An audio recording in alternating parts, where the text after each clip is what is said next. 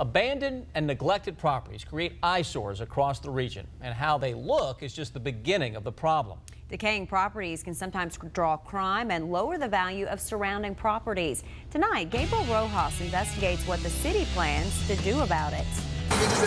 It didn't always look like this. Pennington Place was once a vibrant community. And once they moved everybody out, there was still food and groceries and things like that. And then that's when we went to having a lot of the rat problems. Vicki Carter has lived her whole life in the neighborhood across from Pennington, where she says people began sneaking into the vacant units, causing worse than just an eyesore. One of those kind of places. Lee Cook looked out across his lawn for years as the problems grew. There had been fires just about every weekend. There would be fire trucks up and down the street. It would make it really hard for anybody to get it in and out of their houses. City leaders are hopeful that a new owner at Pennington has put the property on a path to recovery, much like another historic eyesore under renovation. The Lexington Mall property here was a different case than Pennington. Lexington's new planning commissioner, Dr. Derek Paulson, points to both projects as eventual success stories.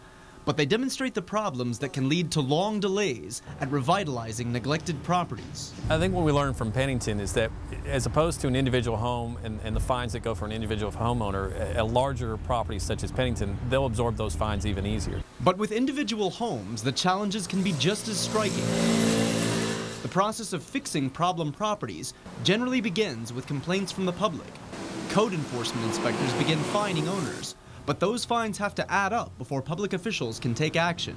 This house on West 3rd Street in the North Side Lexington Historic District sat boarded, accumulating thousands of dollars in penalties before attorneys for the out-of-state owner paid them at the 11th hour. There's going to be some situations where we do have an individual who will just keep taking the fines, and when we finally get it to a state where we can try to go after a foreclosure and get it for sale, they come through and they pay the fines on that, and it goes back to stage one again. Paulson says the city has a new focus on chronically neglected properties, and city leaders are considering new approaches, like one in Louisville, in which vacant property owners can be taxed at 3 times the regular rate.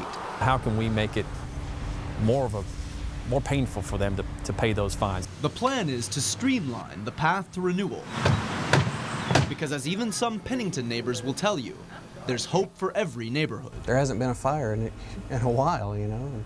Every time we'll hear a siren of a fire, you know, of a fire truck or something, and we kind of get up to look and see if it's going to be outside, but it always just passes us by. So that's been nice. That's been nice.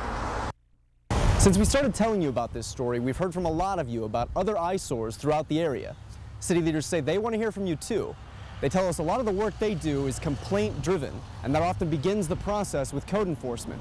Within Fayette County, all you have to do is dial 311 and give them the address of the problem property. In Lexington, Gabriel Roxas, WKYT 27 News First. Now, if there's an eyesore near where you live, we want to investigate. To share them with us, just go to WKYT.com and click on What are the worst eyesores in the Bluegrass?